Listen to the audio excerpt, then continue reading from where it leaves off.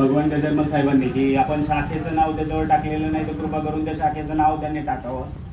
आपण कर्जत तालुक्यात हेरवडी या ठिकाणी शाखेच्या उद्घाटनेसाठी मोठ्या संख्येने उपस्थित आहात, त्याबद्दल प्रथमतः मी सर्व आपण इथे उपस्थित असलेले पदाधिकारी, कार्यकर्ते व हेरवडी येथील नागरिक यांचे मी प्रथमतः मनपूर्वक आभार मानतो. या सर्वांसाठी आपण सर्वांनी पुन्हा एकदा टाळ्या वाजवाव्या अशी माझी विनंती. आता मी या ठिकाणी कोणाचाही नामोल्लेख करणार नाहीये, तो जाणून बुजून, कारण मागील आठवड्यात जे काही श्रीगोंद्यामध्ये आपला मेळावा झाला तिथे मी 2 वेळा माफी मागितली की मी जाणून बुजून कोणाचं नाव घेण्याचं टाळत नाहीये, पण लक्षात राहिलेलं नाही, त्याच्यामुळे मी घेतलं नाही. असं होतं कारण आम्ही बोलण्याच्या ओघामध्ये बोलून जातो, एखाद्या व्यक्तीचं नाव राहतं आणि ते कुठेतरी राहिल्यानंतर असं समोरच्या व्यक्तीला वाटायला लागतं की बाबा माझं नाव जाणून बुजून घेतलं नाही का घ्यायचं नाहीये. त्याबद्दल मी तुमच्या सर्वांचे पहिले आभार मानले, परत एकदा आभार मानतो. आणि मी इथे कोणाचाही नामोल्लेख करणार नाही, परंतु तुम्ही जमलेल्या सर्वांचे, जे आमचे पदाधिकारी आहेत, ग्रामस्थ आहेत, त्या सर्वांचे पुनश्च एकदा आभार. आणि या ठिकाणी आपण या शाखेसाठी एवढ्या मोठ्या संख्येने उपस्थित राहिलात. आता माझ्या अगोदरच्या वक्त्यांनी सर्व काही बोलून झालेलं आहे.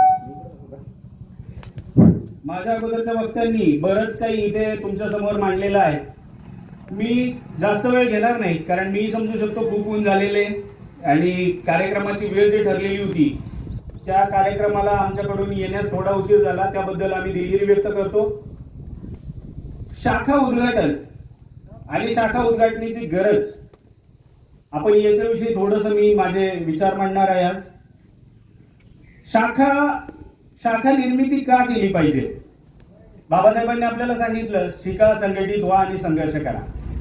आपण मोठ्या संख्येने इथे शिकलेलो आहोत. आपल्या समाजातली, बहुजनातली मुलं आज मोठमोठ्या पदावर कार्यरत आहेत.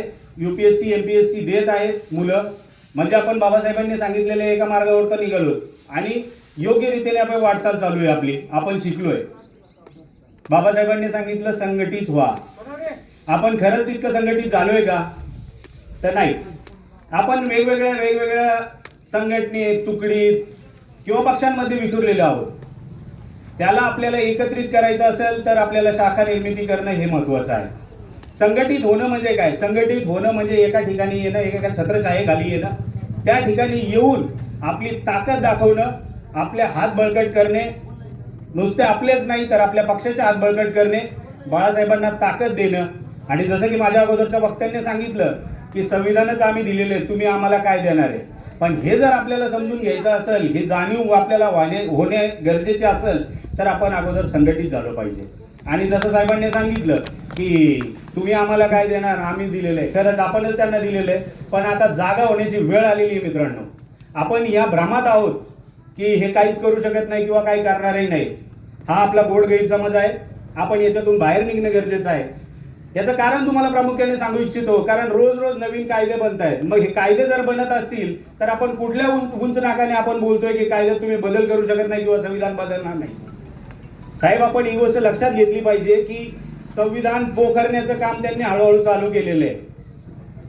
कालच पोपटसाहेब आपण पुण्याच्या सभेला होतो, सुजातदादांनी तिथेही सांगितलं की ही अक्षरशः संविधान बदलू शकत नाही, पण याच्यातला गाभा कुरतडण्याचं काम यांनी चालू केलेलं आहे. आणि हे आपण लक्षात घेतलं पाहिजे. आपण फक्त म्हणतो की काय होणार नाही, पण रोज नवीन कायदे पारित होतात याचा अर्थ काय? किंवा रोज नवीन कायदे पारित होत आहेत त्याला आपण विरोध करतोय, ते कायदे मोडून काढण्याचं काम आपण करतोय, हे का? मागील 1-1.5 महिन्यापूर्वी सचिन भाऊ, तुम्हाला माहित असेल की हिट अँड रन कायदा झाला होता. त्या कायद्याला भरभरून विरोध झाला. त्यावेळेस माझी एक पोस्ट होती फेसबुकला आणि खूप व्हायरल झाली की आमच्या बापाने संविधान लिहिलं, आजपर्यंत 75 वर्षात 3.5% जर सोडले तर कोणीच त्या संविधानाला विरोध केला नाही. अरे तुम्ही एक कायदा बनवता, अख्खा भारत तुमच्या विरोधात जातो. काय तुमची लायकी आणि काय तुम्ही कायदे बदलणार किंवा संविधान बदलणार? पण कुठंतरी कायदे बदलण्याच्या हालचाली यांनी सुरू केले, हे पण आपण लक्षात घेणं गरजेचं आहे. आणि हे लक्षात घेत असताना आज तुम्ही बघाल की 4 दिवसापूर्वी तो हिट अँड रन कायदा अंमलात आला नाही, पारित करण्यात आला नाही त्याला. म्हणजे ही आपली संघटित असण्याची ताकद आहे. त्याच्यासाठी आपण संघटित असलो पाहिजे. संघटित होण्यासाठी आपण नवनवीन शाखा निर्माण करणं गरजेचं आहे. आज विषय असा झालेला आहे, प्रत्येक माणूस जय भीम म्हणतो, पण त्याच्यावर वेळ आल्यानंतर म्हणतो. आज आपण घराघरात जाऊन जर बघितलं तर किती घरात बाबासाहेबांचे फोटो आहेत. मी सांगतो, माझ्या नातेवाईकांच्या घरात ज्यावेळेस मी जातो त्या गोष्टीची खंत वाटते की आम्ही त्यांच्या नावाने खातो, जगतो, पण आम्हाला त्यांचं नाव नको आहे किंवा त्यांचा फोटो नको आहे घरात. ही खूप दुःखाची बाब आहे आणि समाज आता जागृत व्हायला लागलेला आहे. पोपट साहेबांनी सांगितलं की वर्गातले अतिशय हुशार असूनही त्यांना शाखा अध्यक्ष केलं नाही आणि बाळासाहेबांची कृपा आज ते तालुका अध्यक्ष आहेत. ते अभिमानाची गोष्ट आहे. आणि फक्तच पोपट साहेब म्हणजे इतर जातीचे आहेत म्हणून तालुका अध्यक्ष नाही, कर्तृत्वान आहेत, त्यांचं कर्तृत्व आहे, तालुक्यामध्ये फिरतायत, तालुक्यामध्ये पिंजून काढलाय तालुका त्यांनी. जसं त्यांनी सांगितलं की गायकवाड साहेब 3 महिन्यापूर्वी पदावर आले आणि पायाला भिगरी लावून फिरतायत. मी फिरण्याचं काम करतोय, भिंगरी तुमच्यासारख्या लोकांनी आमच्या पायाला बांधलेली आहे. अक्षरशः रोज कुठून तरी नवीन फोन येतो, भाऊ आपल्याला इथं जायचंय, भाऊ आपल्याला तिथं जायचंय. पोपट साहेब नाव इलाजाने होईना पण आम्हाला तिथं जावं लागतं आणि ती तुम्हाला भिगरीच्या स्वरूपात दिसते. तो तुमचा मोठेपणा आहे. आम्ही काही नाही, तुम्ही बोलवलं तिथं आम्ही जातो आणि तिथं वेळ भेटेल तसं तुमच्या कार्यास आम्ही उपस्थिती लावण्याचं काम करतो. याच्या पुढे जाऊन आपल्या अगोदरच्या वक्त्यांनी सांगितलं, दादा समुद्र साहेबांनी सांगितलं, प्रवक्त्यांनी, की आपल्याला सत्ता बाळासाहेबांच्या हातात द्यायची. मग सत्ता बाळासाहेबांच्या हातात द्यायची असेल तर काय करावं लागेल आपल्याला?